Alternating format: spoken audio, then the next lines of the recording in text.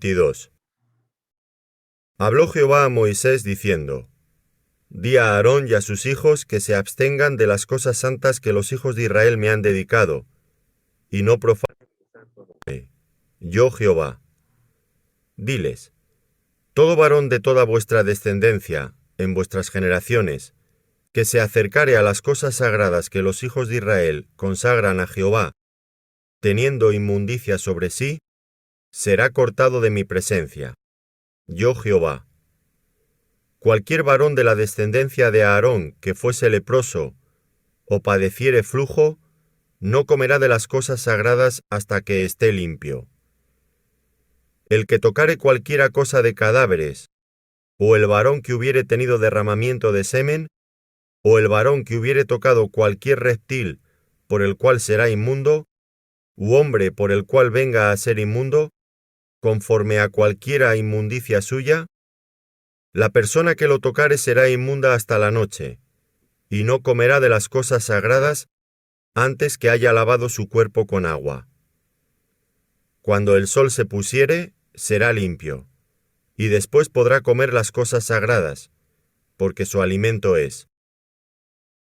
Mortecino ni despedazado por fiera no comerá, contaminándose en ello. Yo Jehová. Guarden pues mi ordenanza, para que no lleven pecado por ello, no sea que así mueran cuando la profanen. Yo Jehová que los santifico. Ningún extraño comerá cosa sagrada. El huésped del sacerdote y el jornalero no comerán cosa sagrada. Mas cuando el sacerdote comprare a algún esclavo por dinero, éste podrá comer de ella, así como también el nacido en su casa podrá comer de su alimento.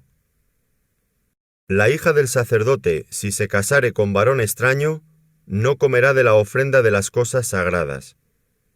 Pero si la hija del sacerdote fuere viuda o repudiada, y no tuviere prole y se hubiere vuelto a la casa de su padre, como en su juventud, podrá comer del alimento de su padre, pero ningún extraño coma de él. Y el que por hierro comiere cosa sagrada, añadirá a ella una quinta parte, y la dará al sacerdote con la cosa sagrada. No profanarán pues las cosas santas de los hijos de Israel, las cuales apartan para Jehová, pues les harían llevar la iniquidad del pecado, comiendo las cosas santas de ellos, porque yo, Jehová, soy el que los santifico. También habló Jehová a Moisés diciendo: Habla a Aarón y a sus hijos, y a todos los hijos de Israel, y diles: Cualquier varón de la casa de Israel, o de los extranjeros en Israel, que ofreciere su ofrenda en pago de sus votos, o como ofrendas voluntarias ofrecidas en holocausto a Jehová, para que sea aceptado, ofreceréis machos sin defecto de entre el ganado vacuno, de entre los corderos o de entre las cabras. Ninguna cosa en que haya defecto ofreceréis, porque no será acepto por vosotros. Asimismo, cuando alguno ofreciere sacrificio en ofrenda de paz a Jehová para cumplir un voto, o como ofrenda voluntaria, sea de vacas o de ovejas, para que sea aceptado será sin defecto. Ciego, perniquebrado, mutilado, verrugoso, sarnoso o roñoso, no ofreceréis estos a Jehová, ni de ellos pondréis ofrenda encendida sobre el altar de Jehová. Buey o carnero que tenga de más o de menos, podrás ofrecer por ofrenda voluntaria, pero en pago de voto no será acepto. No ofreceréis a Jehová animal con testículos heridos, o magullados, rasgados o cortados, ni en vuestra tierra lo ofreceréis. Ni de mano de extranjeros tomarás estos animales para ofrecerlos como el pan de vuestro Dios, porque su corrupción está en ellos. Hay en ellos defecto, no se os aceptarán. Y habló Jehová a Moisés diciendo: El becerro o el cordero o la cabra cuando naciere, 7 días estará mamando de su madre, mas desde el 8º día en adelante será acepto para ofrenda de sacrificio encendido a Jehová.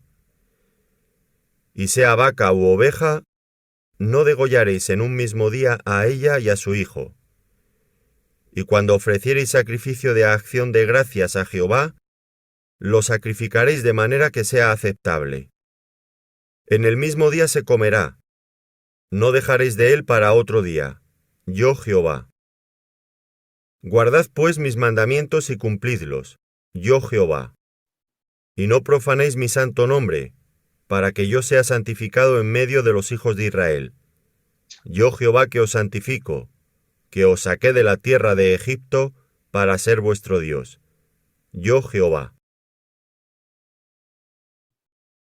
Muy bien, mis hermanos, vamos ahora con la explicación por parte de los expertos de la Universidad Adventista de Centroamérica, específicamente la Escuela de Teología.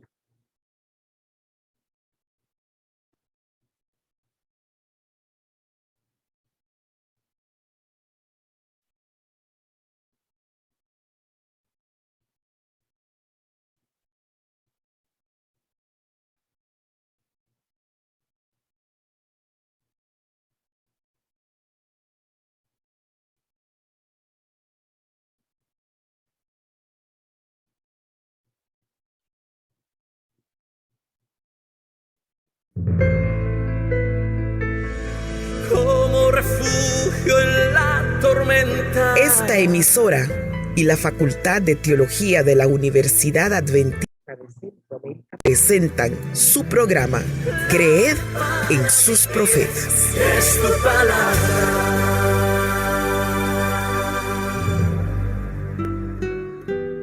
El capítulo 22 de Levítico nos invita a ofrendar lo mejor para Dios. Versículo 22. No deberán presentarle al Señor, como ofrenda por ruego, animales ciegos, cojos, mutilados, llagados, sarnosos ni tiñosos.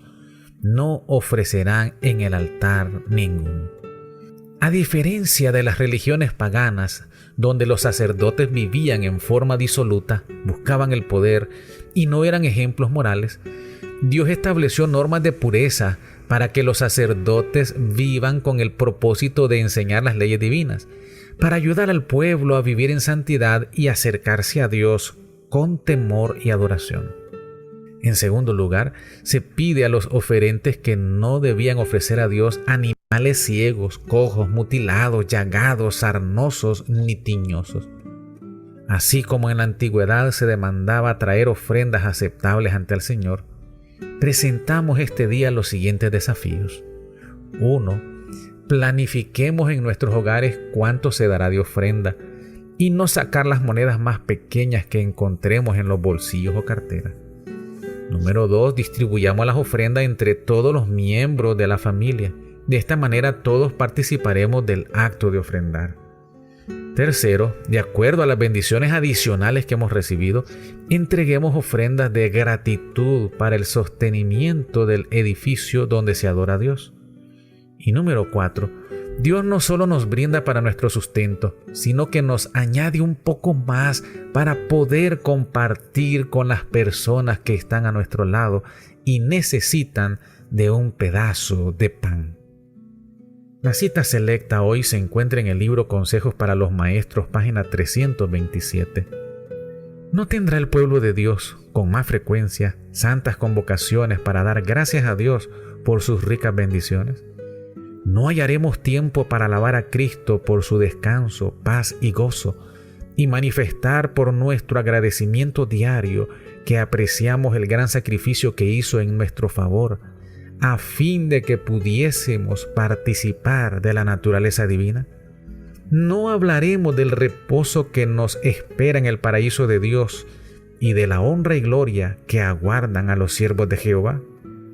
Isaías 32:18 dice: «Y mi pueblo habitará en morada de paz, en habitaciones seguras y en recreos de reposo». Vamos hacia el hogar en procura de una patria mejor, a saber, la celestial. Oremos. Dios de misericordia, reconocemos que todo lo que tenemos de posesiones es porque nos has colmado de tus bendiciones. Te pedimos que erradiques nuestro egoísmo para que podamos darte ofrendas para la predicación del Evangelio. Por Jesús. Amén. Para leer el día de mañana el capítulo número 23. Hemos presentado su programa Creed en los profetas. En los profetas. escrito por el Dr. Franz Ríos en la voz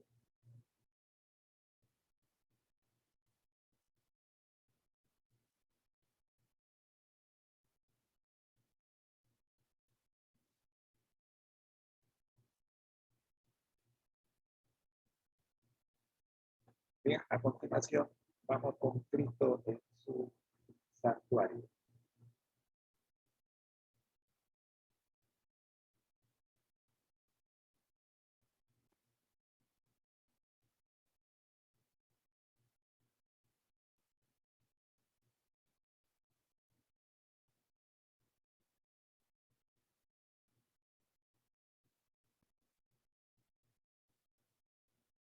del que hasta allí solo habían sido presuntos herederos. Estos y otros pasajes bíblicos probaron de Miller que los acontecimientos que generalmente se esperaba que se verificasen antes de la venida de Cristo, tales como el reino universal de paz y el establecimiento del reino de Dios en la tierra, debían realizarse después del segundo advenimiento. Además, todas las señales de los tiempos y la condición del mundo correspondían a la descripción profética de los últimos días. Por el solo estudio de las Escrituras, Miller se vio forzado a concluir que el período fijado para la subsistencia de la tierra en su estado actual estaba por terminar. El impacto de la cronología bíblica. Él dice: otra clase de evidencia que afectó vitalmente mi mente fue la cronología de las Escrituras. Encontré que los eventos predichos que se habían cumplido en lo pasado a menudo ocurrieron dentro de un tiempo determinado. Los 120 años hasta el diluvio, los 7 días que debían precederlo, con la predicción de 40 días de lluvia, los 400 años de la estadía de la simiente de Abraham, los 3 días de los sueños del copero y del panadero, los 7 años de Faraón, los 40 años en el desierto, los 3,5 años de hambre, los 70 años del cautiverio, los 7 tiempos de Nabucodonosor, y las 7 semanas, 62 semanas y una semana, que sumaban 70 semanas determinadas para los judíos.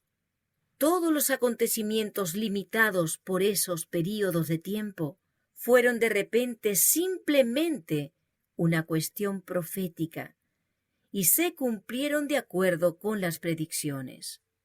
Por consiguiente, al encontrar en su estudio de la Biblia varios períodos cronológicos que, según su modo de entenderlos, se extendían hasta la segunda venida de Cristo, no pudo menos que considerarlos como los tiempos señalados, que Dios había revelado a sus siervos.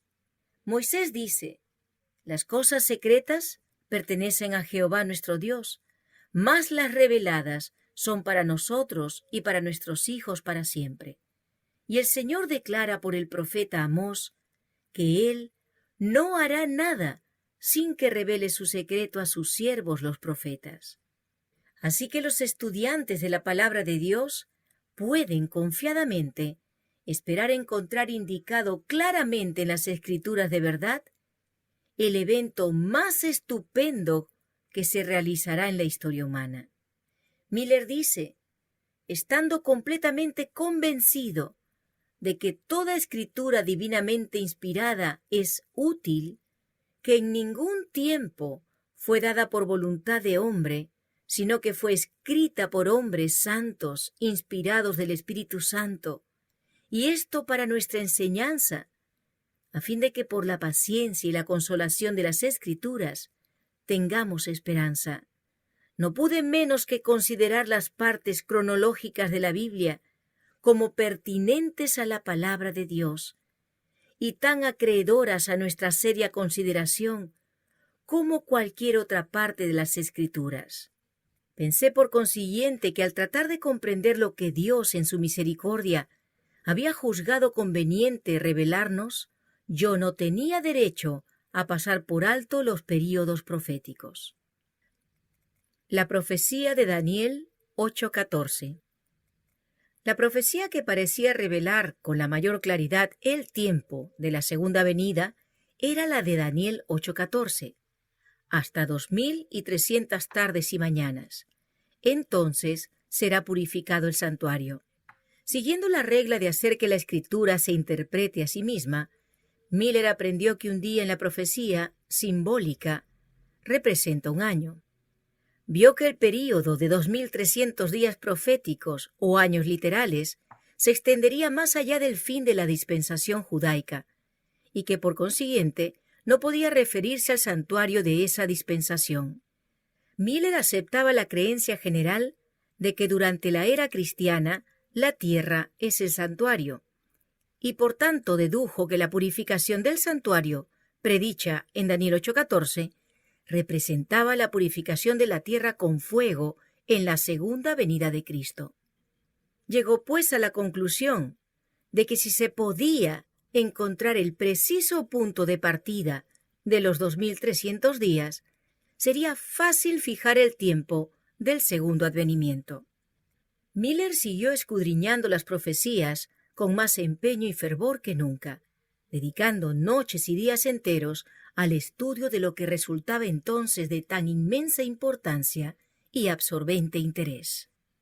En el capítulo 8 de Daniel no pudo encontrar algún indicio para el punto de partida de los 2300 días. Aunque se le mandó que hiciera entender la visión a Daniel, el ángel Gabriel solo le dio una explicación parcial. Cuando el profeta vio las terribles persecuciones que sobrevendrían a la iglesia, desfallecieron sus fuerzas físicas. No pudo soportar más, y el ángel lo dejó por algún tiempo. Daniel quedó sin fuerzas y estuvo enfermo algunos días. Dice, estaba asombrado de la visión, mas no hubo quien la explicase. Sin embargo, Dios había mandado a su mensajero: haz que éste entienda la visión. Esa orden debía ser cumplida. En obediencia a ella, el ángel poco tiempo después volvió a Daniel y le dijo: ahora he salido para hacerte sabio de entendimiento. Entiende pues la palabra y alcance inteligencia de la visión. Había un punto importante en la visión del capítulo 8 que no había sido explicado, a saber, el que se refería al tiempo. El período de los 2300 días. Por consiguiente, el ángel, al reanudar su explicación, se espacía en la cuestión del tiempo. 70 semanas están determinadas sobre tu pueblo y sobre tu santa ciudad. Sabe pues y entiende que desde la salida de la orden para restaurar y edificar a Jerusalén hasta el Mesías príncipe habrá 7 semanas y 62 semanas. Se volverá a edificar la plaza y el muro en tiempos angustiosos, y después de las 62 semanas se quitará la vida. Y por otra semana confirmará el pacto con muchos, y a la mitad de la semana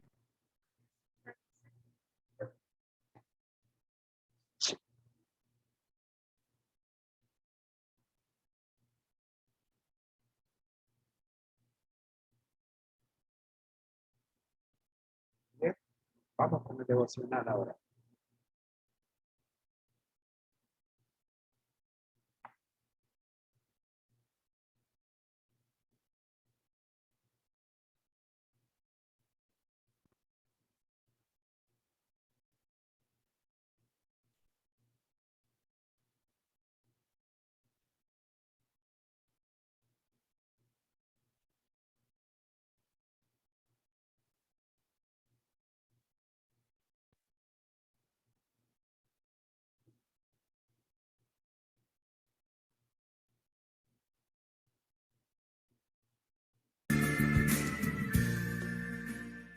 Bienvenido, bienvenida, estamos 5 de mayo y todos queremos ser semejantes a Jesús. El sábado eleva al Creador. Abrimos la Biblia en Isaías capítulo 58, versículos 13 y 14. Si retrajeres del día de reposo tu pie, de hacer tu voluntad en mi día santo, y lo llamares delicia, santo, glorioso de Jehová, entonces te deleitarás en el Señor tu Dios.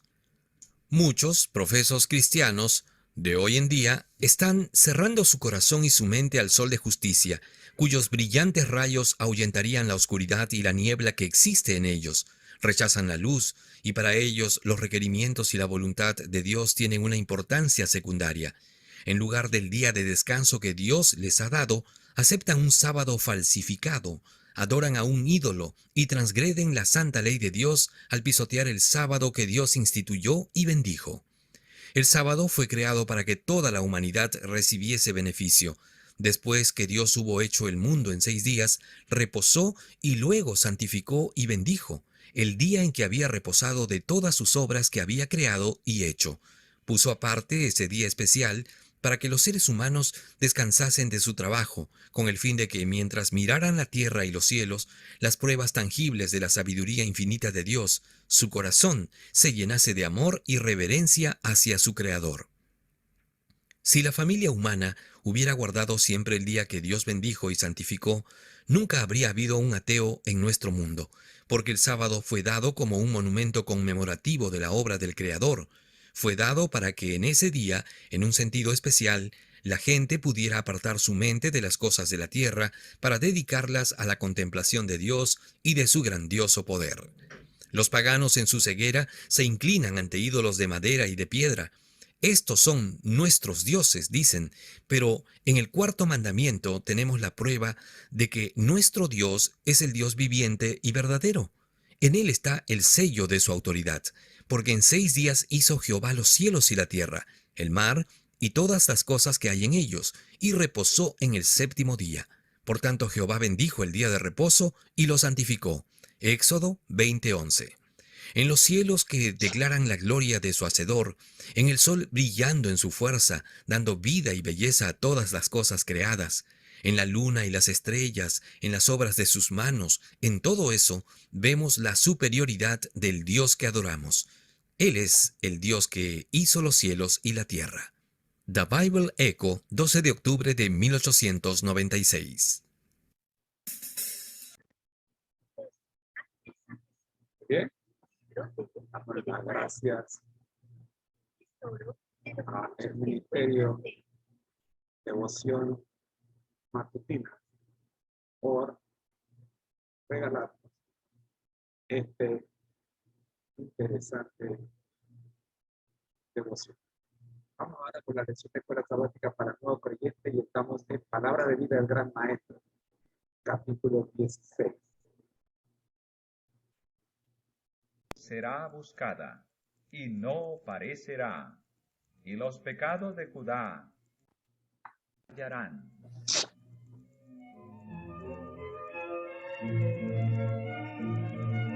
La rehabilitación del hombre. Qué Basado seguridad en se Lucas nos da 15, aquí 11 a de la 32. buena voluntad de Dios para recibir al pecador arrepentido. ¿Has escogido tú, lector, tu propio camino? ¿Has vagado lejos de Dios? ¿Has procurado deleitarte con los frutos de la transgresión para hallar tan solo que se vuelven ceniza en tus labios? Y ahora, desperdiciada tu hacienda, frustrados los planes de tu vida y muertas tus esperanzas, ¿te sientes solo y abandonado? Hoy, aquella voz que hace tiempo ha estado hablando a tu corazón, pero a la cual no querías escuchar, llega a ti distinta y clara. Levantaos y andad, que no es esta la holganza, porque está contaminada, corrompióse y de grande corrupción. Vuelve a la casa de tu Padre. Él te invita diciendo, tórnate a mí, porque yo te redimí.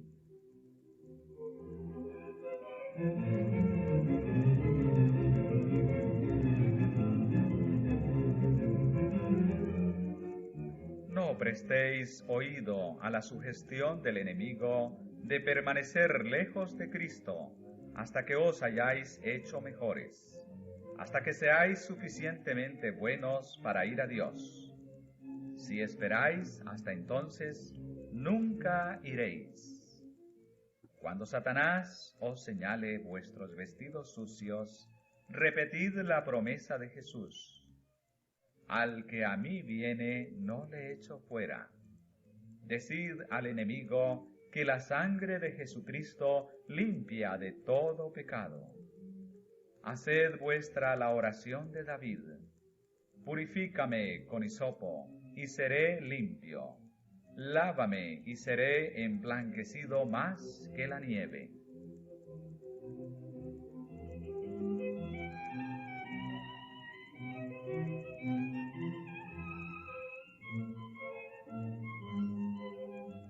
Levantaos e id a vuestro Padre. Él os saldrá al encuentro muy lejos. Si dais, arrepentidos, un solo paso hacia Él, se apresurará a rodearos con sus brazos de amor infinito. Su oído está abierto al clamor del alma contrita. Él conoce el primer esfuerzo del corazón para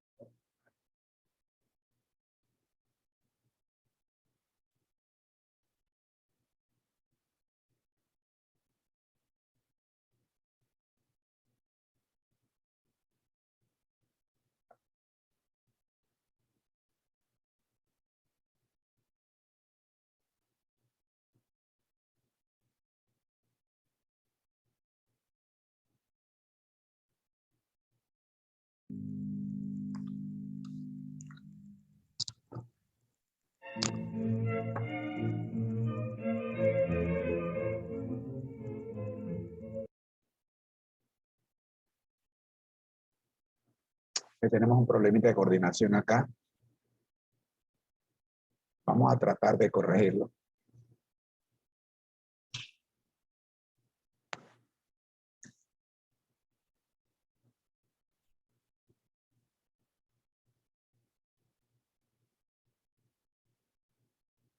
Aquí está.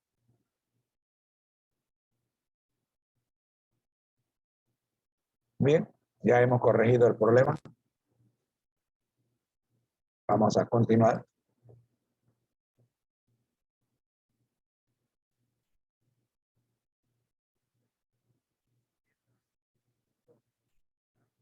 Padre austero y severo, cuán diferente su concepto ahora. Del mismo modo, los que siguen a Satanás creen que Dios es duro y exigente. Creen que los observa para denunciarlos y condenarlos, y que no está dispuesto a recibir al pecador mientras tenga alguna excusa legal para no ayudarle. Consideran su ley como una restricción a la felicidad de los hombres, un yugo abrumador del que se libran con alegría. Pero aquel cuyos ojos han sido abiertos por el amor de Cristo, contemplará a Dios como un ser compasivo. No aparece como un ser tirano e implacable, sino como un padre que anhela abrazar a su hijo arrepentido.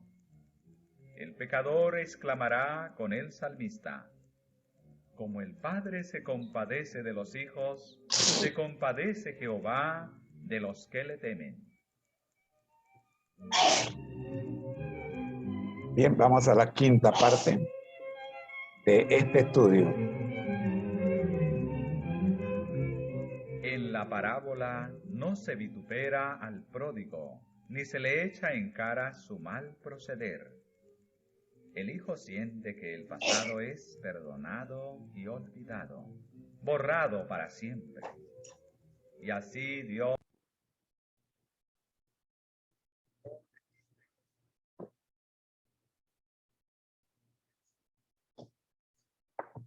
tenemos otra vez un problema de descoordinación. Vamos a tratar de corregir.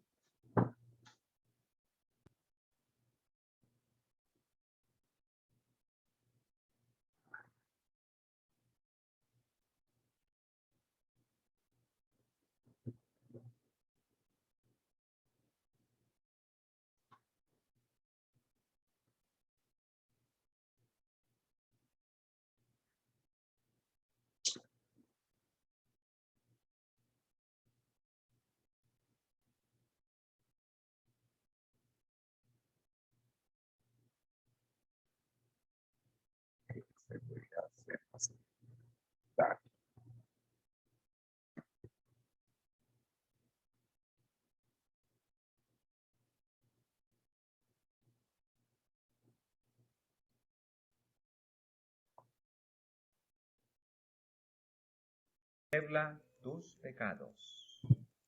Perdonaré la maldad de ellos, y no me acordaré más de su pecado.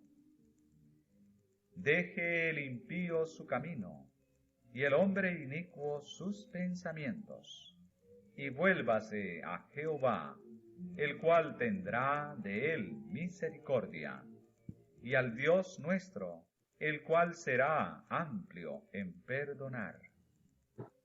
En aquellos días y en aquel tiempo, dice Jehová, la maldad de Israel será buscada, y no parecerá, y los pecados de Judá, y no se hallarán.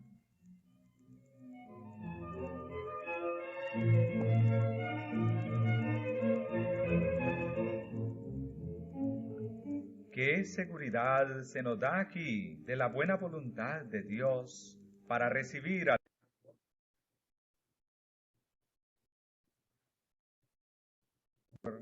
tu propio camino? ¿Has vagado lejos de Dios? ¿Has procurado deleitarte con los frutos de la transgresión para hallar tan solo que se vuelven ceniza en tus labios?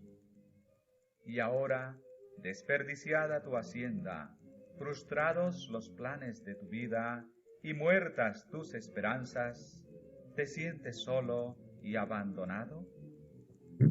Hoy, aquella voz que hace tiempo ha estado hablando a tu corazón, pero a la cual no querías escuchar, llega a ti distinta y clara.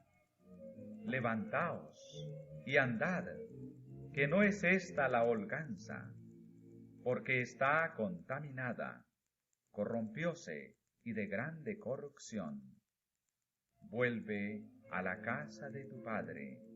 Él te invita diciendo: tórnate a mí, porque yo te redimí.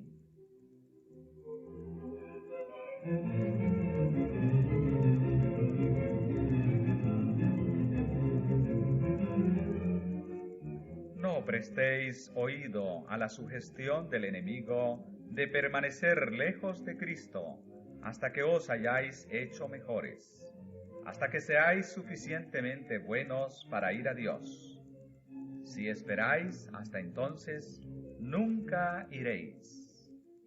Cuando Satanás os señale vuestros vestidos sucios, repetid la promesa de Jesús: al que a mí viene, no le echo fuera. Decid al enemigo que la sangre de Jesucristo limpia de todo pecado. Haced vuestra la oración de David: purifícame con hisopo, y seré limpio. Lávame, y seré emblanquecido más que la nieve.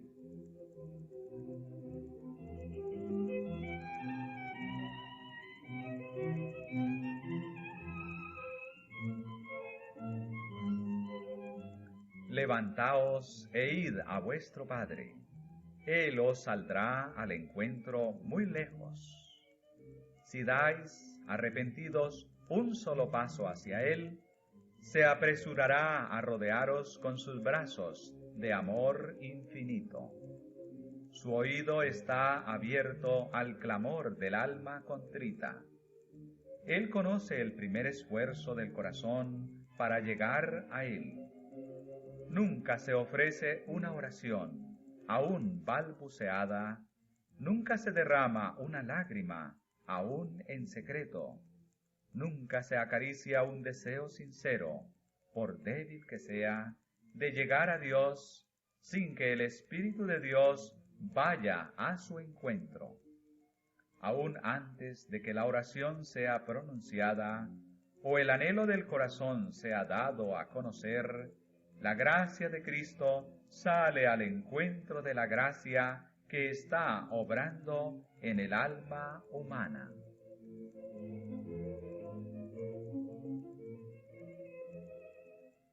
Vuestro Padre Celestial os quitará los vestidos manchados por el pecado.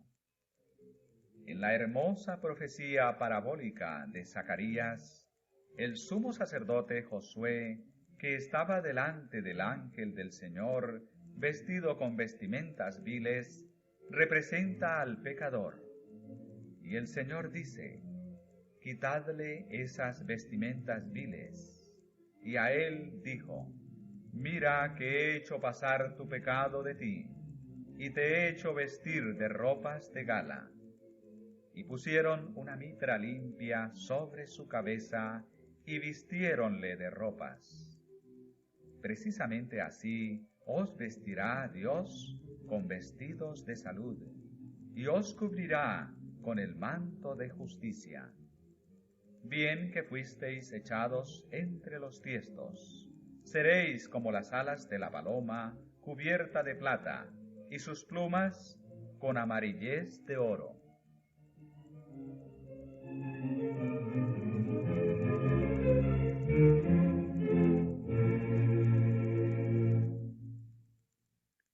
Él os llevará a su casa de banquete, y su bandera que flameará sobre vosotros será amor.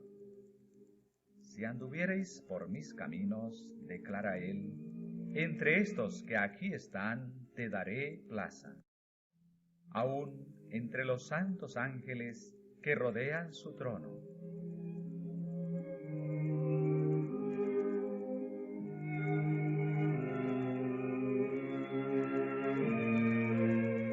Como el gozo del esposo con la esposa, así se gozará contigo el Dios tuyo. Él salvará, gozaráse sobre ti con alegría, callará de amor, se regocijará sobre ti con cantar. Y el cielo y la tierra se unirán en el canto de regocijo del Padre, porque mi hijo muerto era y ha revivido. Habíase perdido y es hallado.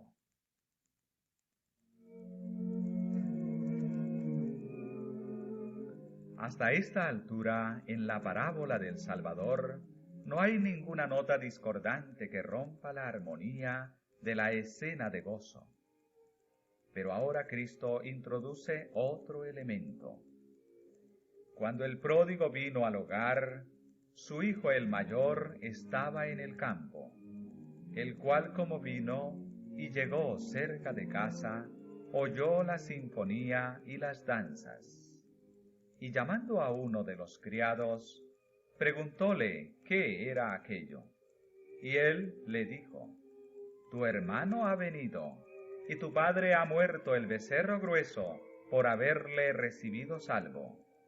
Entonces se enojó y no quería entrar. Este hermano mayor no había compartido la ansiedad y los desvelos de su padre por el que estaba perdido. No participa, por lo tanto, del gozo del padre por el regreso del extraviado. Los cantos de regocijo no encienden ninguna alegría en su corazón. Inquiere de uno de los siervos la razón de la fiesta, y la respuesta excita sus celos. No irá a dar la bienvenida a su hermano perdido. Considera como un insulto a su persona el favor mostrado al pródigo.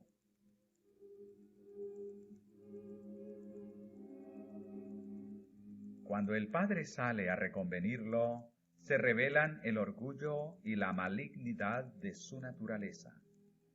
Presenta su propia vida en la casa de su padre como una rutina de servicio no recompensado, y coloca entonces en mezquino contraste el favor manifestado al hijo recién llegado. Aclara el hecho de que su propio servicio ha sido el de un siervo más bien que el de un hijo. Cuando hubiera debido hallar gozo perdurable en la presencia de su padre, su mente descansaba en el provecho que provendría de su vida prudente. Sus palabras revelan que por esto él se ha privado de los placeres del pecado. Ahora, si este hermano ha de compartir los dones de su padre, el hijo mayor se considera agraviado. Envidia el favor mostrado a su hermano.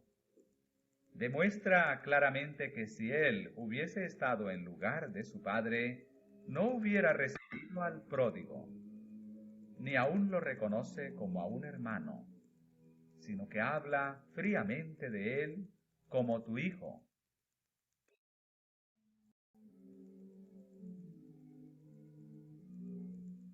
No obstante, el padre arguye tiernamente con él. Hijo, dice, tú siempre estás conmigo, y todas mis cosas son tuyas. A través de todos estos años de la vida perdida de tu hermano, ¿no has tenido el privilegio de gozar de mi compañía?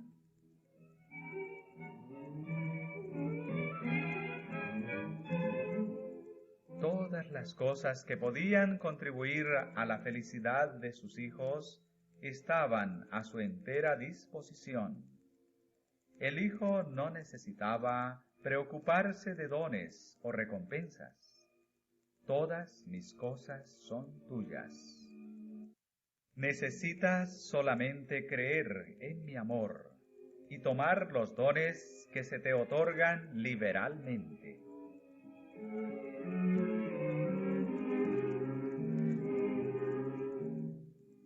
Un hijo se había ido por algún tiempo de la casa, no discerniendo el amor del padre, pero ahora ha vuelto, y una corriente de gozo hace desaparecer todo pensamiento de desasosiego.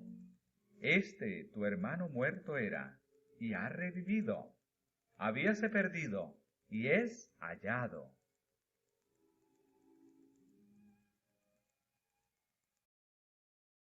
Se logró que el hermano mayor viera su propio espíritu vil y desagradecido.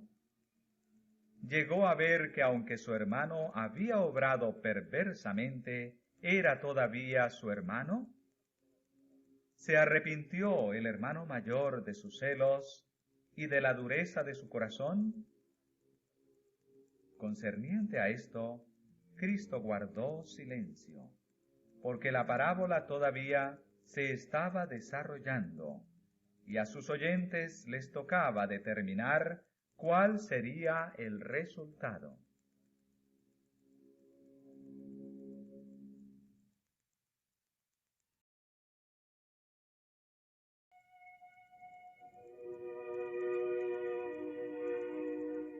El hijo mayor representaba a los impenitentes judíos del tiempo de Cristo y también a los fariseos de todas las épocas que miran con desprecio a los que consideran como publicanos y pecadores. Por cuanto ellos mismos no han ido a los grandes excesos en el vicio, están llenos de justicia propia. Cristo hizo frente a esos hombres cavilosos en su propio terreno. Como el hijo mayor de la parábola, tenían privilegios especiales otorgados por Dios. Decían ser hijos en la casa de Dios, pero tenían el espíritu del mercenario. Trabajaban no por amor, sino por la esperanza de la recompensa. A su juicio, Dios era un patrón exigente. Veían que Cristo invitaba a los publicanos y pecadores a recibir libremente el don de su gracia, el don que los rabinos esperaban conseguir solo mediante obra laboriosa y penitencia, y se ofendían. El regreso del pródigo, que llenaba de gozo el corazón del Padre, solamente los incitaba a los celos. La amonestación del padre de la parábola al hijo mayor era una tierna exhortación del cielo a los fariseos. Todas mis cosas son tuyas, no como pago, sino como don. Como el pródigo, las podéis recibir solamente como la dádiva inmerecida del amor del Padre. La justificación propia no solamente induce a los hombres a tener un falso concepto de Dios, sino que también los hace fríos de corazón y criticones para con sus hermanos.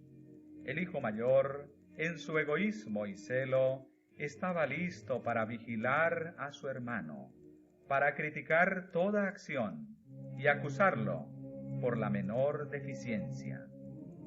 Estaba listo para descubrir cada error y agrandar todo mal acto. Así trataría de justificar su propio espíritu no perdonador. Muchos están haciendo lo mismo hoy día. Mientras el alma está soportando sus primeras luchas contra un diluvio de tentaciones, ellos se mantienen porfiados, tercos, quejándose, acusando. Pueden pretender ser hijos de Dios, pero están manifestando el espíritu de Satanás. Por su actitud hacia sus hermanos, estos acusadores se colocan donde Dios no puede darles la luz de su presencia.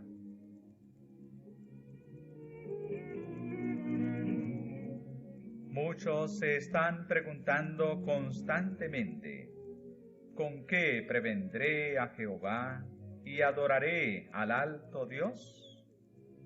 ¿Vendré ante él con holocaustos, con becerros de un año? ¿Agradaráse Jehová de millares de carneros o de 10,000 arroyos de aceite? Pero, oh hombre, él te ha declarado qué sea lo bueno y qué pida de ti Jehová.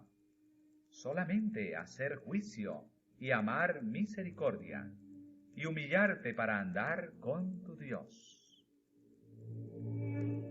Este es el servicio que Dios ha escogido: desatar las ligaduras de impiedad, deshacer los haces de opresión, y dejar ir libres a los quebrantados, y que rompáis todo yugo, y no te escondas de tu carne. Cuando comprendáis que sois pecadores salvados solamente por el amor de vuestro Padre Celestial, sentiréis tierna compasión por otros que están sufriendo en el pecado. No afrontaréis más la miseria y el arrepentimiento con celos y censuras.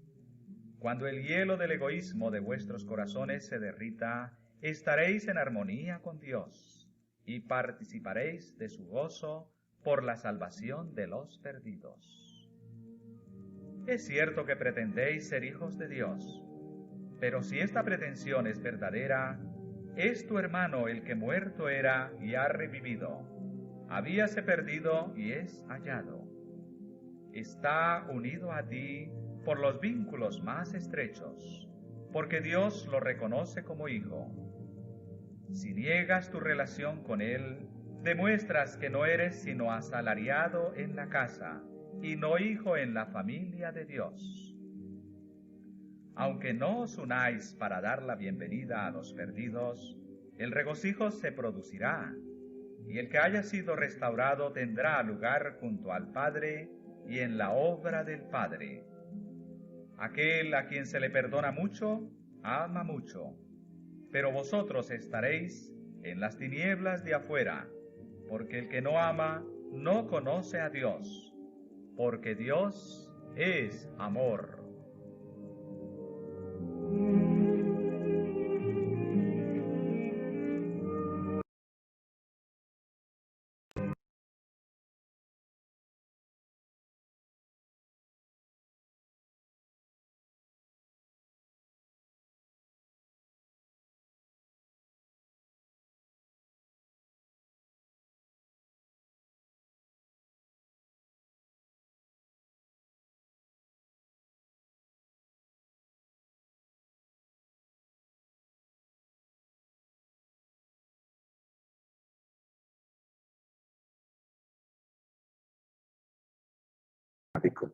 Muy bien, mis hermanos. Hemos llegado al final de esta tercera parábola registrada en Lucas 15. Las conclusiones que tengo acá de este interesante estudio. La pregunta que estamos resolviendo es: ¿quién te define a ti? Y como conclusión tenemos: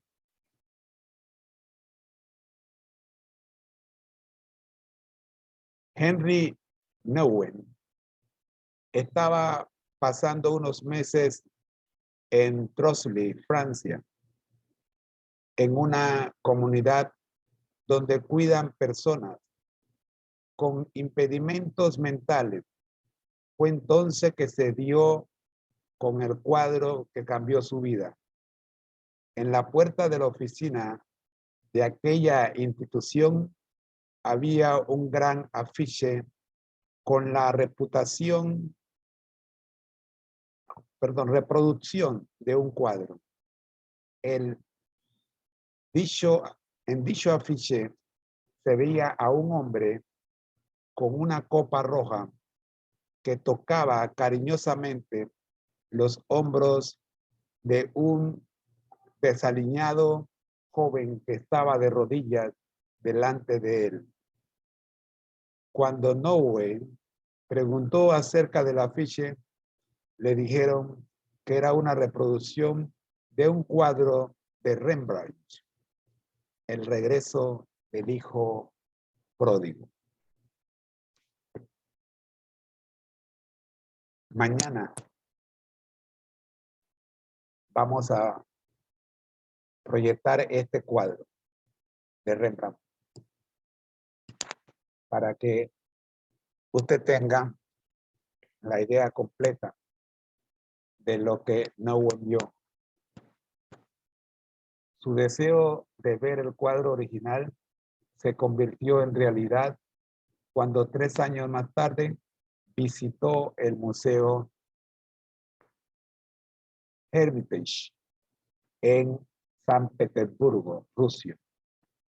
Gracias a la gestión de la madre de un amigo, él pudo contemplar el cuadro durante 4 horas.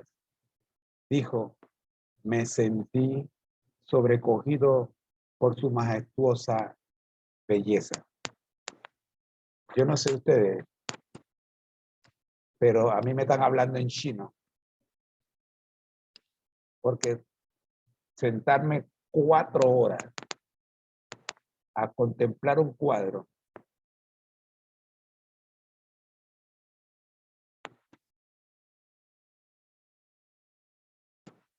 es una proeza, definitivamente es una proeza. Algo muy profundo se ocurrió. Hay un intercambio 4 horas contemplando un cuadro.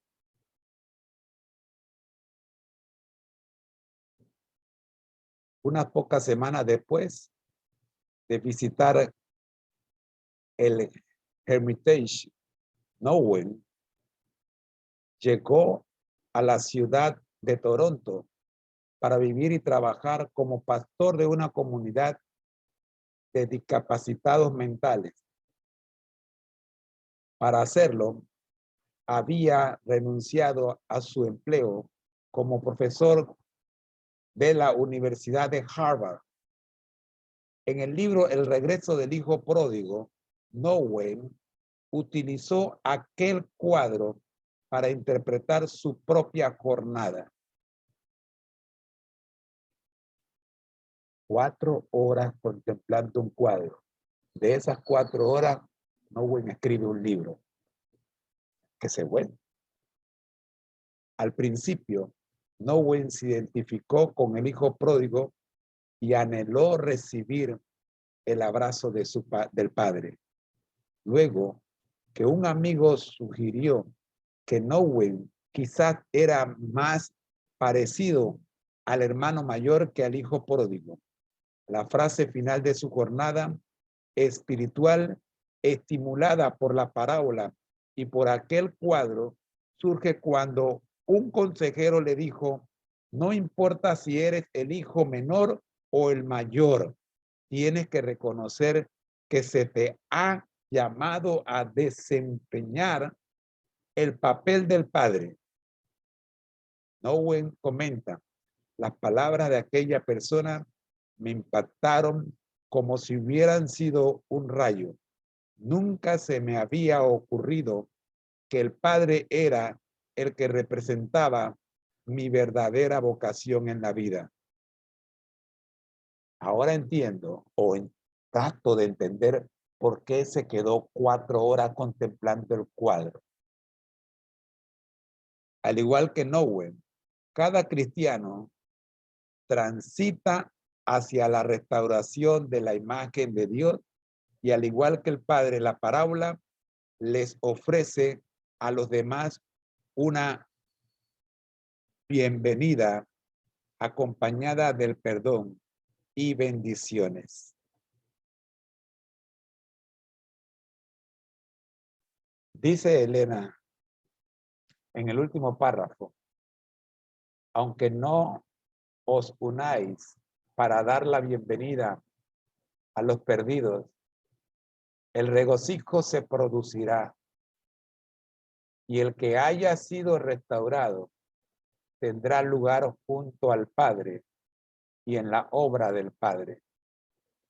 Aquel a quien se le perdona mucho, ama mucho. Pero vosotros estaréis en las tinieblas de afuera, porque el que no ama no conoce a Dios, porque Dios es amor. Así, mis queridos hermanos,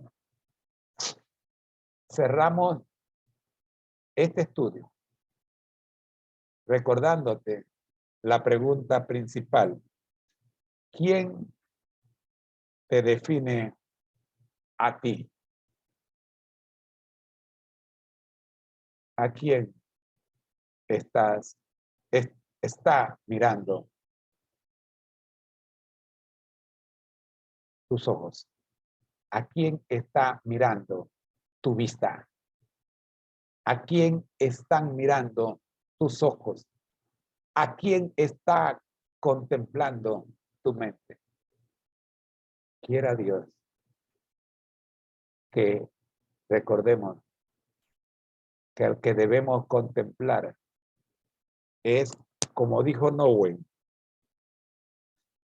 cada cristiano transita hacia la restauración de la imagen de Dios y al igual que el Padre en la parábola, al igual que el Padre en la parábola, les ofrece a los demás una bienvenida acompañada de perdón y bendiciones. Nowen dijo, las palabras de aquella persona me inspiraron como si hubiera sido un rayo. Nunca se me había ocurrido que el Padre era el que representaba mi verdadera vocación en la vida.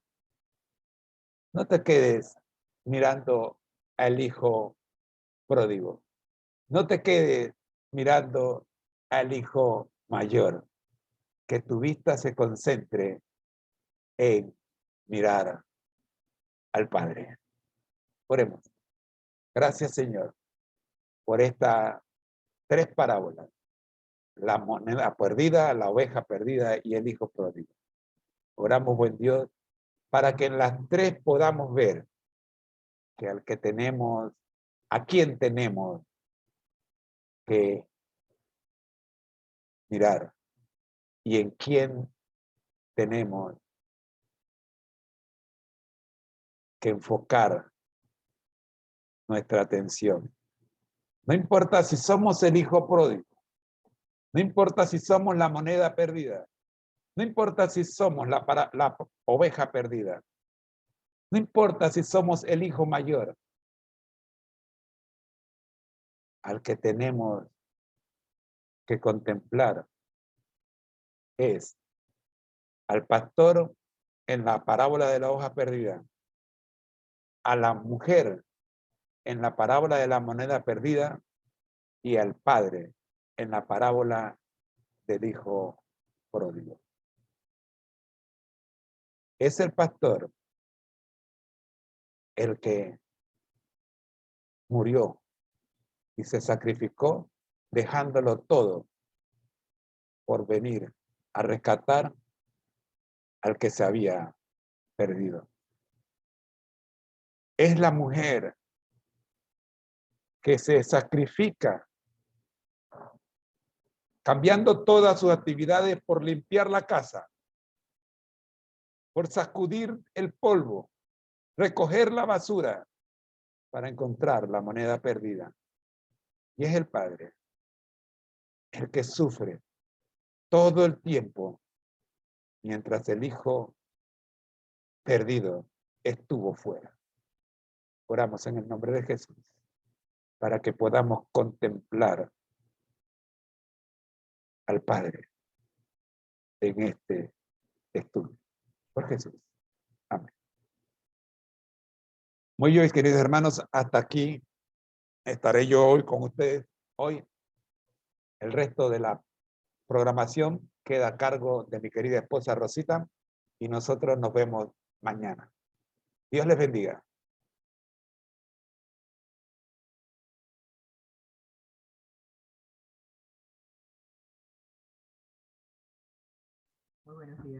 Muy buenos días tengan todos. Es un privilegio estar nuevamente con ustedes en esta mañana.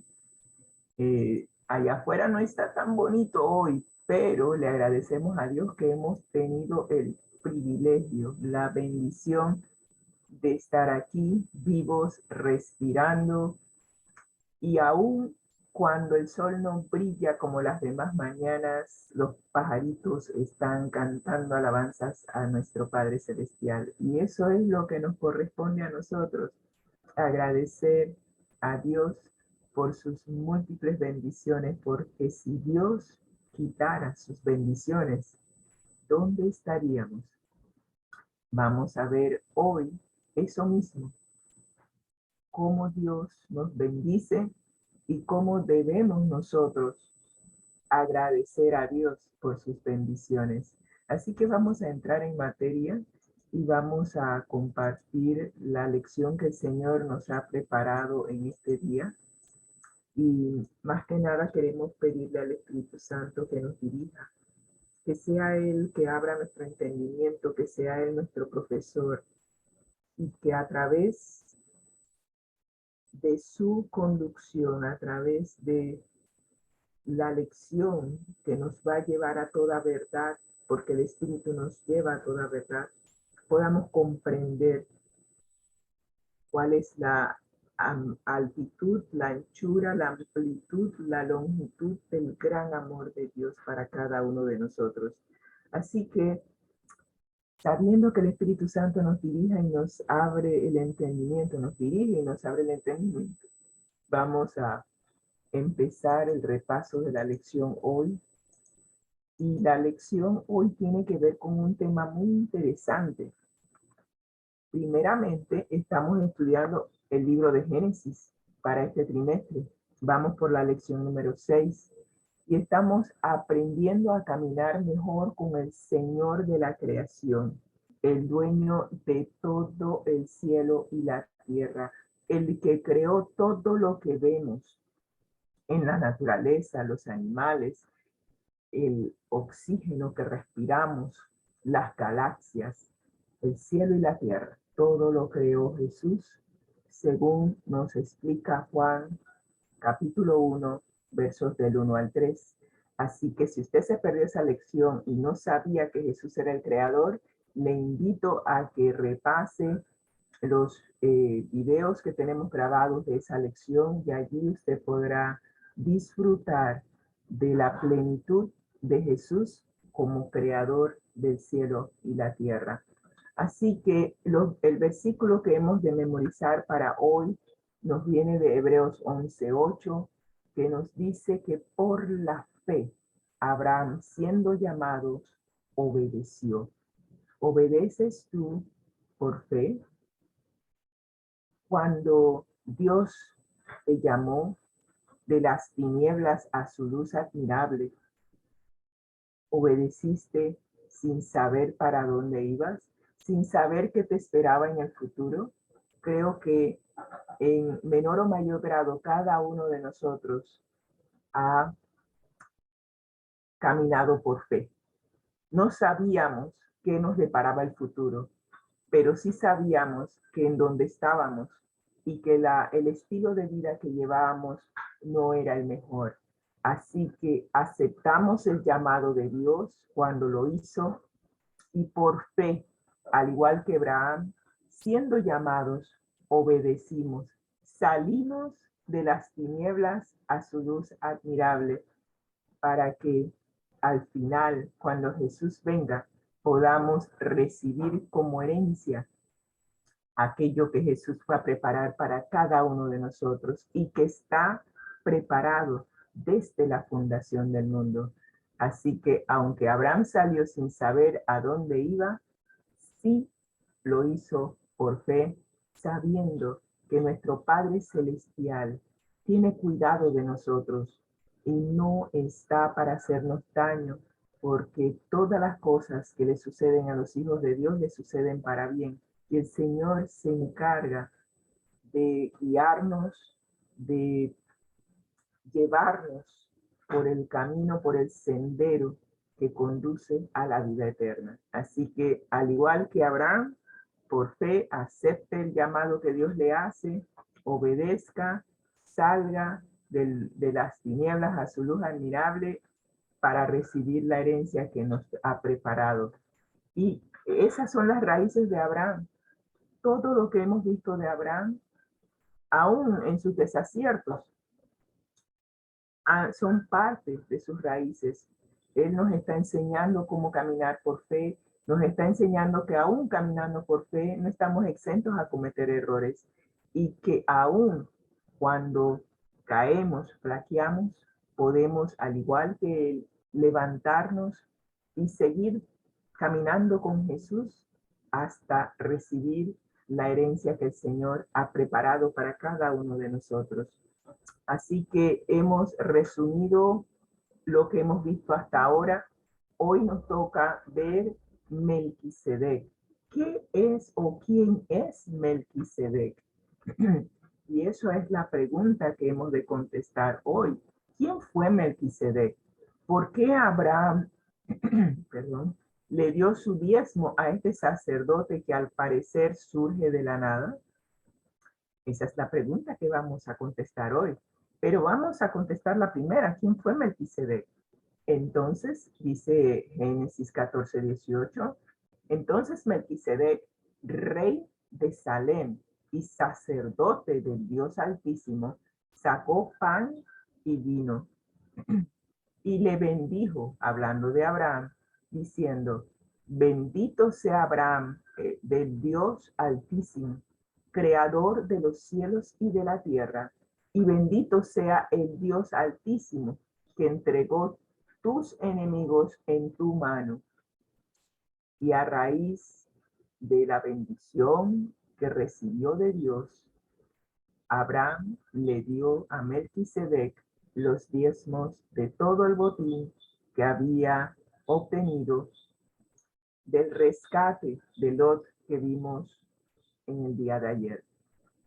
Entonces el rey de Sodoma dijo a Abraham, dame las personas y toma para ti los bienes. Y respondió Abraham al rey de Sodoma, he alzado mi mano a Jehová, Dios Altísimo, creador de los cielos y de la tierra, que desde un hilo hasta una correa de calzado, nada tomaré de lo que es tuyo, para que no digas, yo enriquecí a Abraham, excepto solamente lo que comieron los jóvenes y parte de los varones que fueron conmigo, Aner, Escol y Mamre, los cuales tomarán su parte del botín que él adquirió cuando rescató a Lot, su sobrino, de manos de aquellos que se lo habían llevado cuando invadieron la tierra donde vivía Lot. Así que ese es el contexto. Hemos visto que Melquisedec es un rey y es un sacerdote. Y en ambas funciones es del Dios Altísimo. Interesante. Vamos a desglosar eso durante el transcurso de esta transmisión. Nos dice la lección, la guía de estudio de la Biblia, que la repentina aparición del misterioso Melquisedec no está fuera de lugar. Después de que los reyes cananeos agradecieran a Abraham, ahora él le agradece a este sacerdote, lo que se refleja por la devolución del diezmo. Melquisedec proviene de la ciudad de Salem, que significa paz, un mensaje apropiado después de la agitación de la guerra por la cual tuvo que pasar Abraham para rescatar a su sobrino Lot. Así que Salem significa paz. El componente Sedec del nombre de Melquisedec, esta parte, la segunda parte, Sedec, significa justicia y aparece en contraste con el nombre del rey de Sodoma, que es Vera, que significa en maldad, y Gomorra, el nombre de Melquisedec, que significa justicia, aparece en contraste con el nombre de Vera, que significa en maldad, y el nombre de Birsa, que significa en iniquidad. Ambos también son reyes, uno rey de Sodoma y el otro es rey de Gomorra. Y si usted recordará en la historia, esas dos ciudades fueron destruidas por su maldad y su iniquidad. Así que vemos el contraste entre el nombre de Melquisedec versus el nombre de estos dos reyes. Increíble. Probablemente apellidos de lo que ellos representaban, según Génesis 14:2. Muy bien. ¿Qué más podemos averiguar de Melquisedec? Melquisedec aparece después de la reversión de la violencia y el mal, representados por los otros reyes cananeos.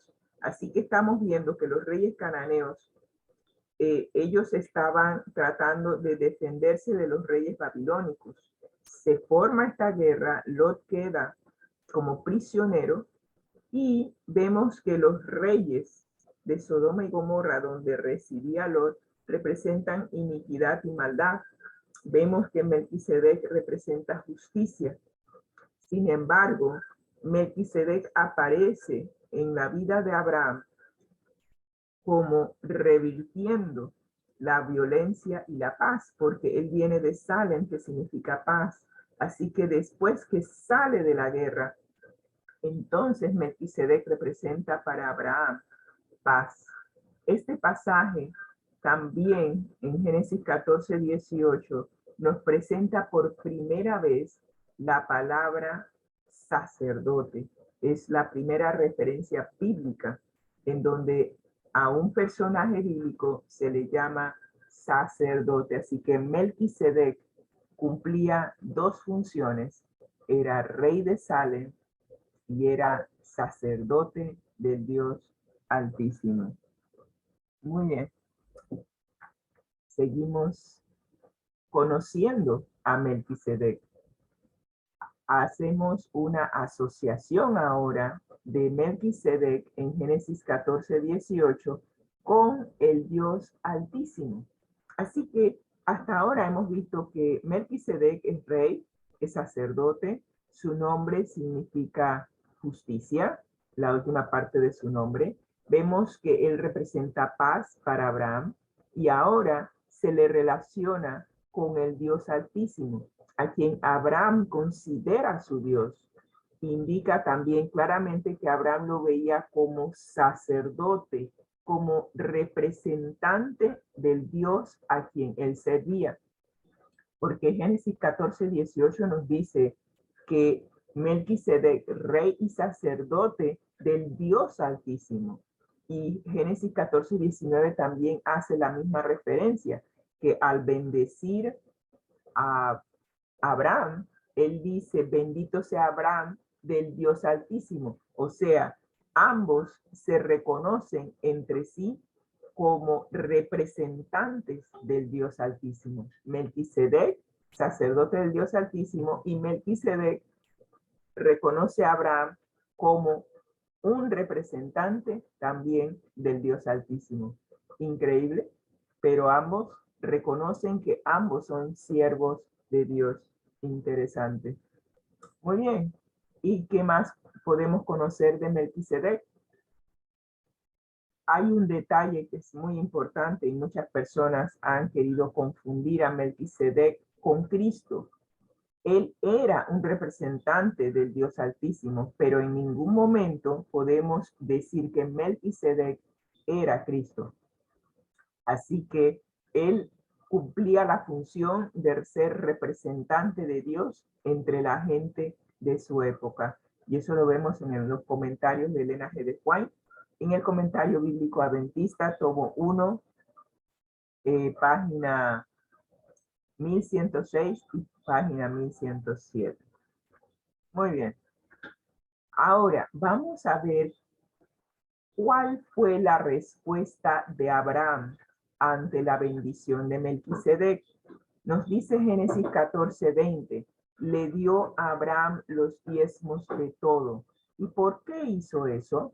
Como respuesta a Dios el Creador, el poseedor de los cielos y de la tierra.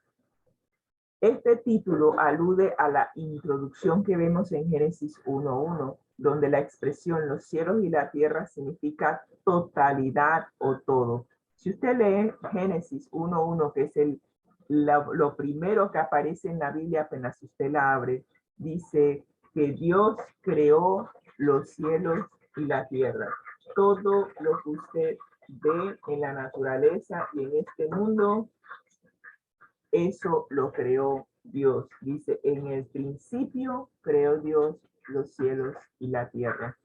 Así que si Melquisedec es representante del Dios Altísimo, Abraham también es bendecido como representante del Dios Altísimo, y Abraham reconoce que Dios es poseedor de los cielos y de la tierra porque Él lo creó.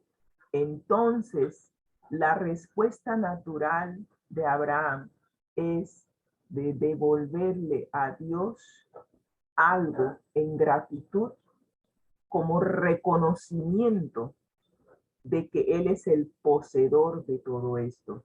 Y realmente al estudiar este texto, nos damos cuenta de que cuando tú devuelves los diezmos, realmente, no sé, veo que hay algunas versiones que hablan de pagar el diezmo. Nosotros no pagamos el diezmo, nosotros no somos los empleadores de Dios, ¿ok? Porque Dios es el dueño y señor de toda esta tierra. Entonces, si yo le pago a Dios cuando yo devuelvo los diezmos y ofrendas, ¿qué le estoy diciendo? Que Dios está por debajo de mí, yo soy el dueño, yo soy el administrador y yo le pago a Dios. Eso es lo que estoy diciendo. No sé quién inventó la palabra de que había que pagar los diezmos, pero ese término está totalmente fuera de orden y está fuera de todo su contexto. Dios es el poseedor de los cielos y de la tierra. Él es el dueño de todo. Entonces, cuando yo devuelvo los diezmos, lo estoy haciendo devolviéndoselo al dueño, porque Él es el dueño. Él simplemente me lo dio y me dio los recursos que tengo para que yo fuese un subadministrador de los recursos que Él ha puesto en mis manos. Así que cuando entendemos eso en su contexto verdadero, vamos a entender por qué Abraham le dio los diezmos a Melquisedec en respuesta a que Dios es el creador, es el dueño, y él simplemente estaba mostrando su gratitud por las bendiciones recibidas. Así que vemos ahora, vimos el texto en Génesis 14, 18 al 20, que es del Antiguo Testamento, y ahora vemos en el Nuevo Testamento cómo Hebreos 7, del 1 al 6, nos muestra la relación del diezmo como una expresión de gratitud al Creador, quien es el dueño de todo. Y eso es lo que hay que poner en contexto.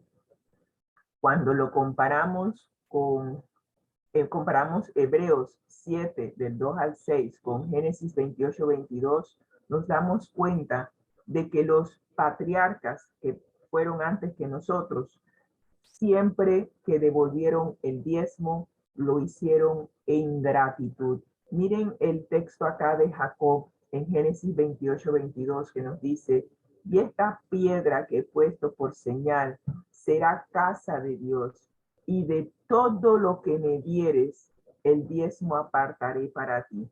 Aquí Jacob está reconociendo que el dueño de todo es Dios. ¿Y qué es lo que él está haciendo? Mostrando su gratitud, apartando el diezmo y devolviéndole a Dios como una expresión de gratitud por todo lo que Dios le dio. Porque ahí dice: de todo lo que me dieres, apartaré el diezmo. Así que es importante mantener esa relación. Y Abraham no fue una excepción.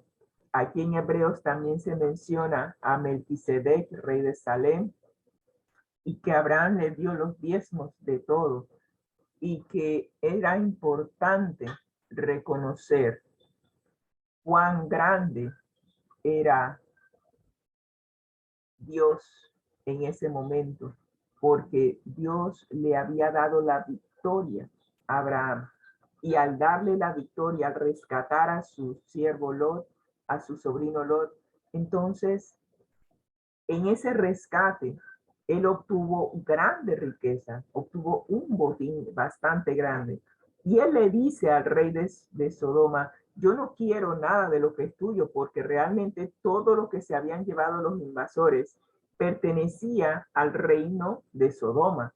Así que Abraham le dijo, yo no quiero que tú en el futuro me vengas a decir que yo me enriquecí a causa de este botín. Así que no voy a tomar ni siquiera un hilo, ni siquiera nada, ¿ok?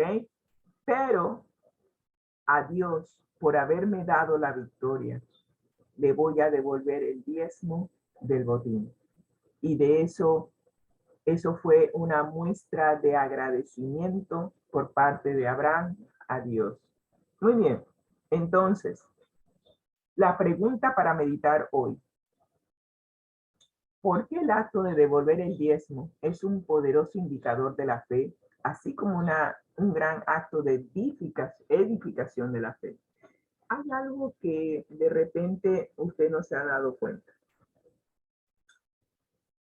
Cuando hablamos del diezmo, estamos hablando de la 10ª parte de lo que usted recibe.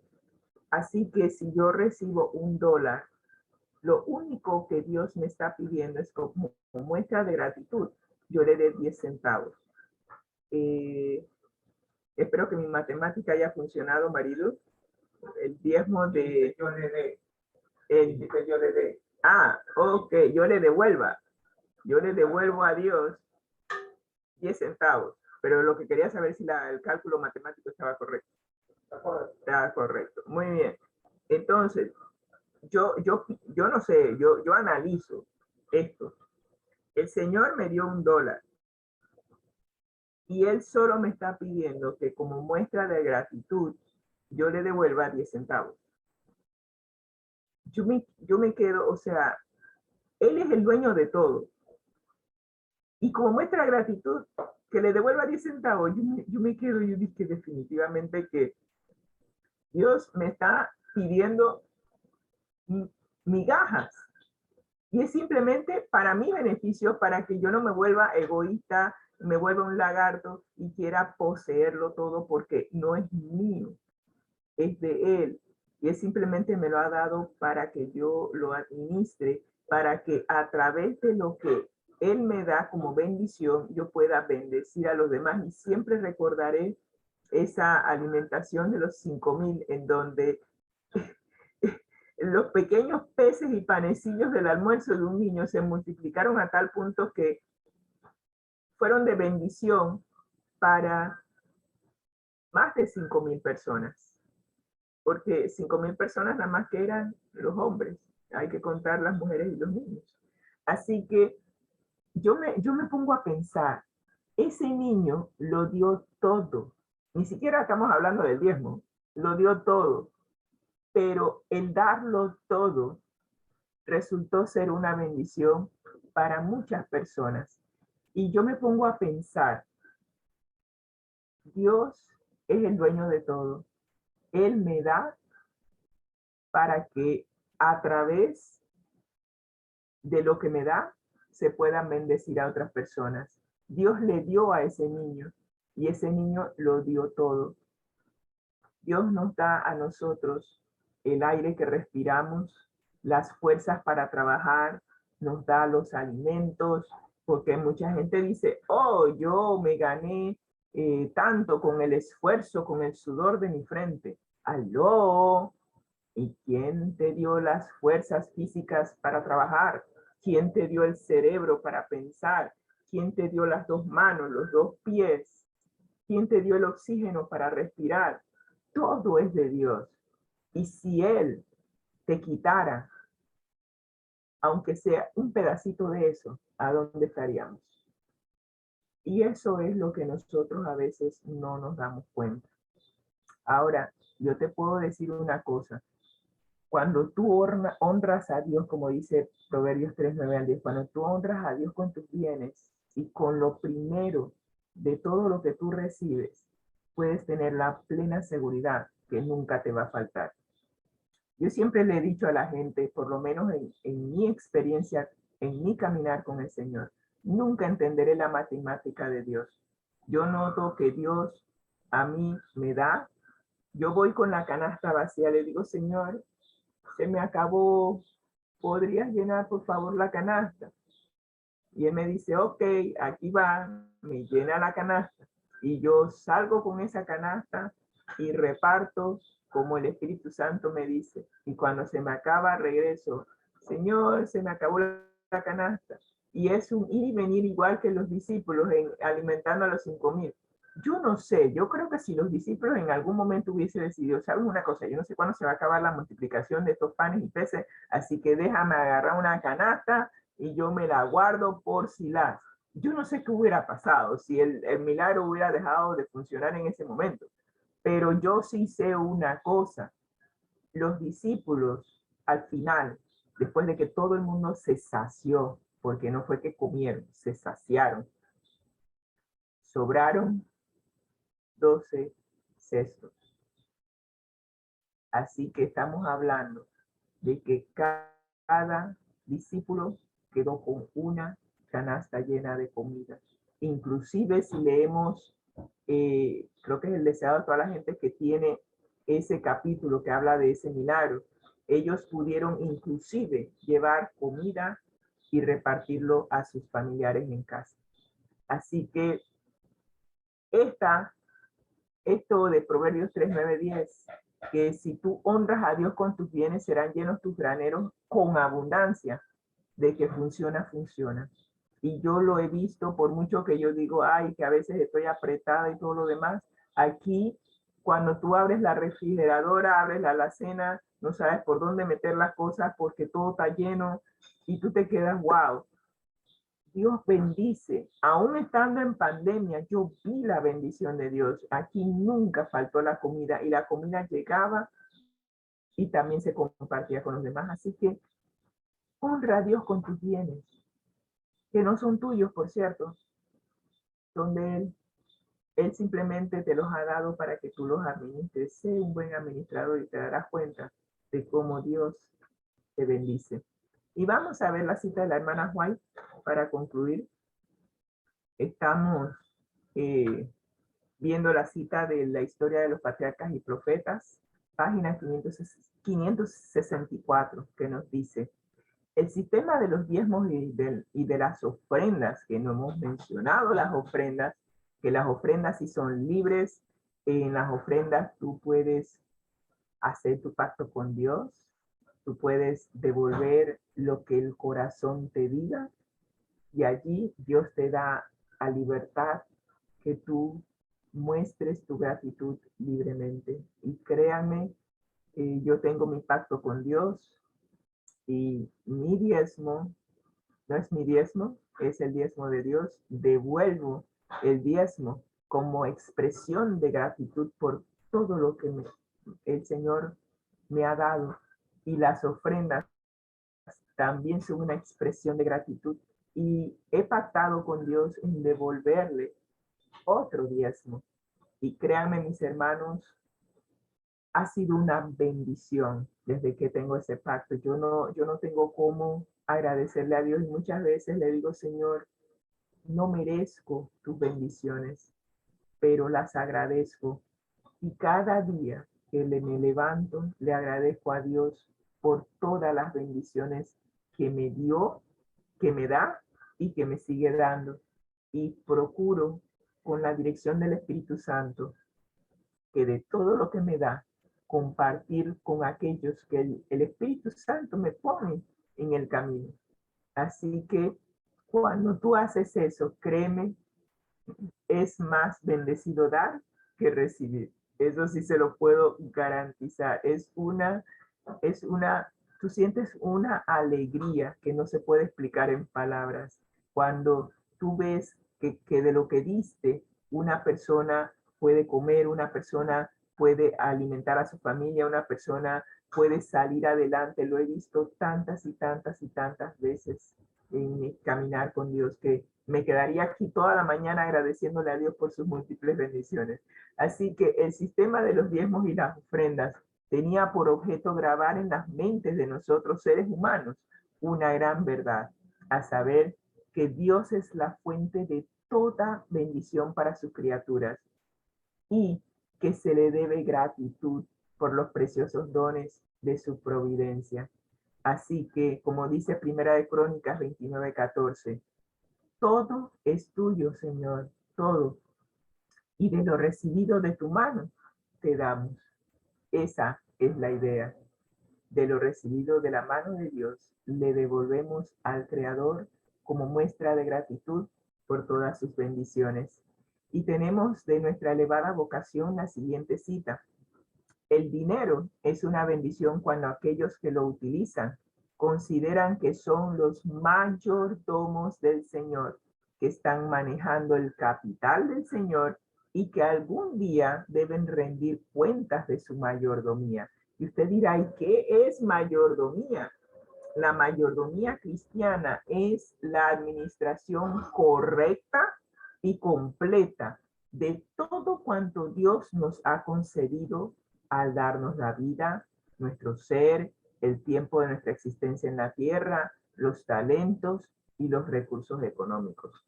Todo eso, la administración correcta y completa de todos esos recursos constituye mayordomía. Y si usted lee Salmo 24:1, dice, de Jehová es la tierra y su plenitud, el mundo y los que en él habitan. Así que hasta usted es de Dios. Su cuerpo es de Dios. Su cuerpo es templo del Espíritu Santo. Es propiedad de Dios. Tú no puedes, ninguna mujer puede decir, yo hago con mi cuerpo lo que me da la gana. No es tu cuerpo. Disculpa. No es tu cuerpo. El cuerpo lo creó Dios. Todos nuestros órganos, todo este cuerpecito es de Dios. Y si a Dios le place un buen día quitarte el aliento de vida, ese cuerpo de nada te sirve.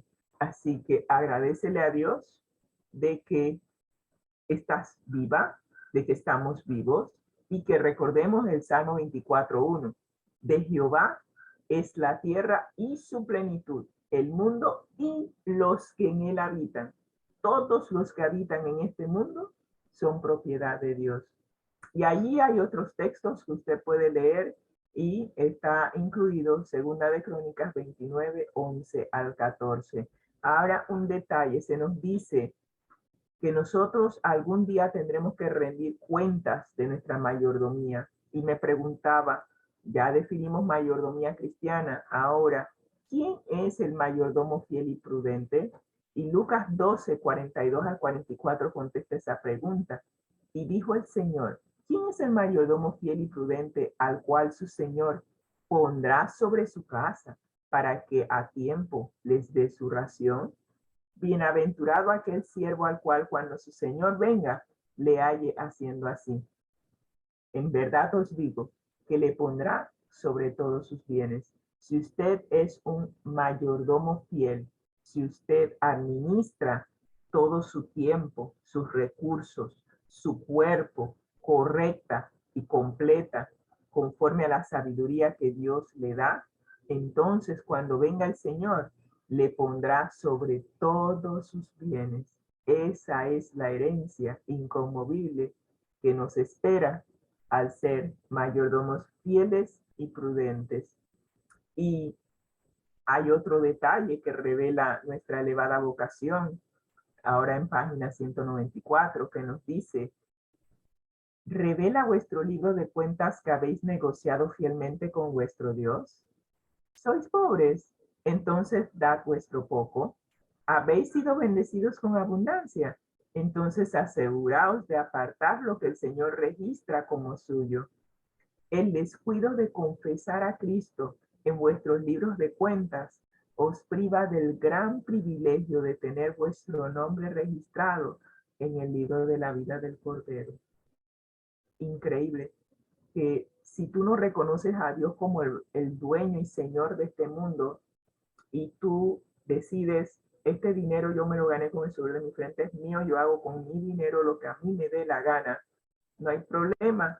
El Señor dirá, bueno, yo registro en el libro de la vida aquel que me es fiel, y como tú no me quieres reconocer como dueño y señor de todo, no hay problema. Tu nombre, disculpa, no va a aparecer en el libro de la vida.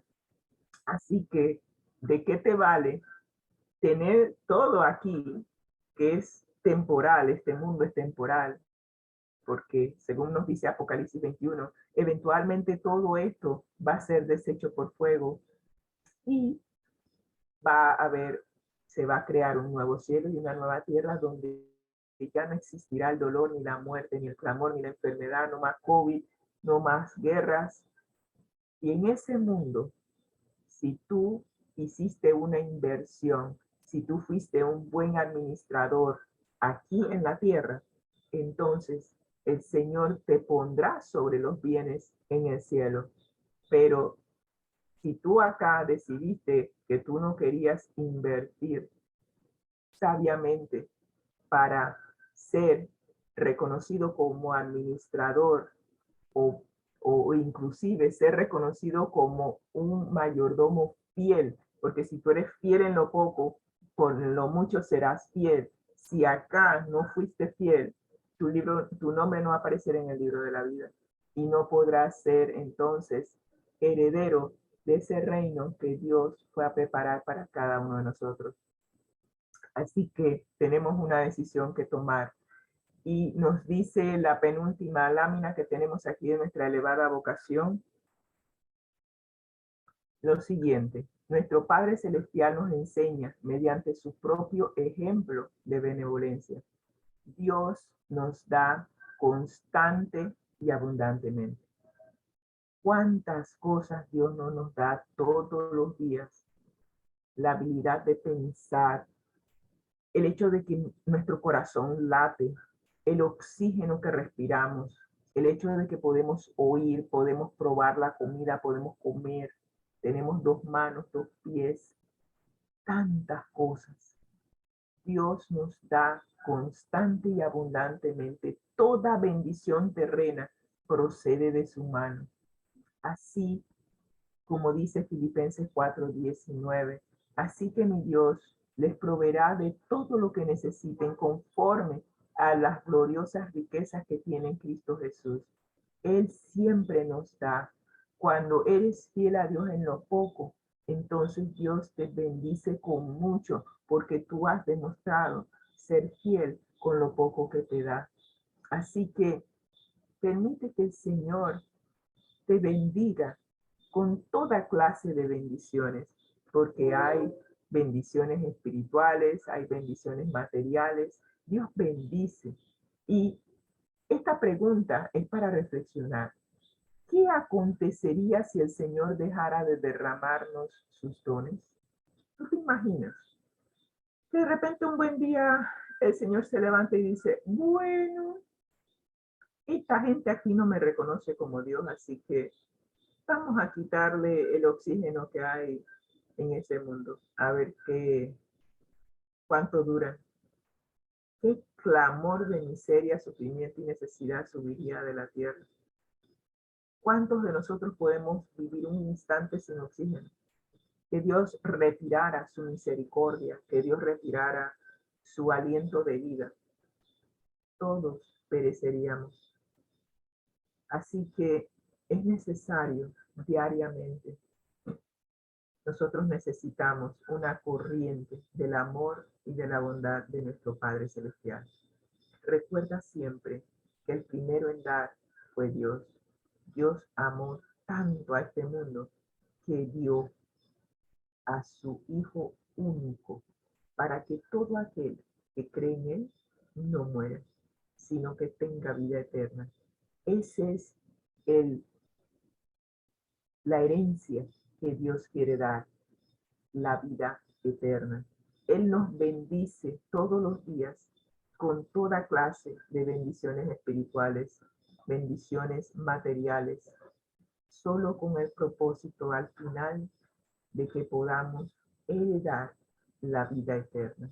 Ojalá que tú y yo podamos aceptar los dones que Dios nos ha dado y a la vez multiplicarlos, devolverle lo que le corresponde a Dios, que es el diezmo, dar una generosa ofrenda conforme Dios te ha bendecido y a la vez ser un conducto de bendición para todos los demás.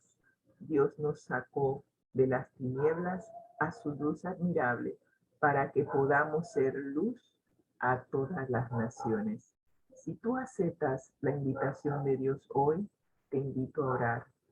Gracias, Señor, por tus inmensas bendiciones. Es un privilegio tener oídos para escuchar el trino de los pájaros. Es un privilegio tener la vista para disfrutar de todo lo bello que hay en la naturaleza. Es un privilegio poder respirar el aroma de las flores que nos rodean.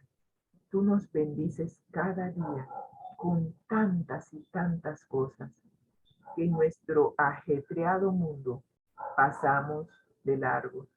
Y recuerdo una vez puse en mi Facebook, tómate tiempo para oler el aroma de las rosas en tu diario vivir, porque a veces estamos tan apurados, estamos tan ajetreados, que no tomamos el momento para disfrutar y ver cómo Dios nos bendice.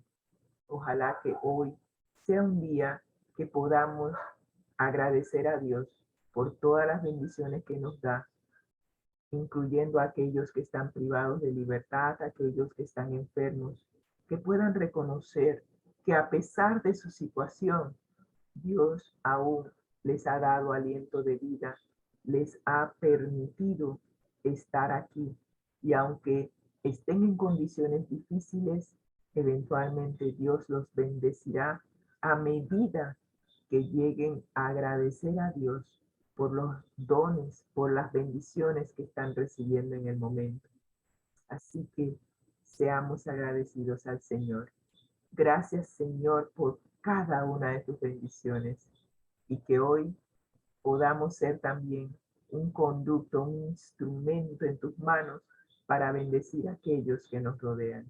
Gracias, Señor, por cada una de tus bendiciones. En el nombre de Cristo Jesús le agradecemos. Amén y amén. Que el Señor les bendiga ricamente. Nos siga bendiciendo ricamente.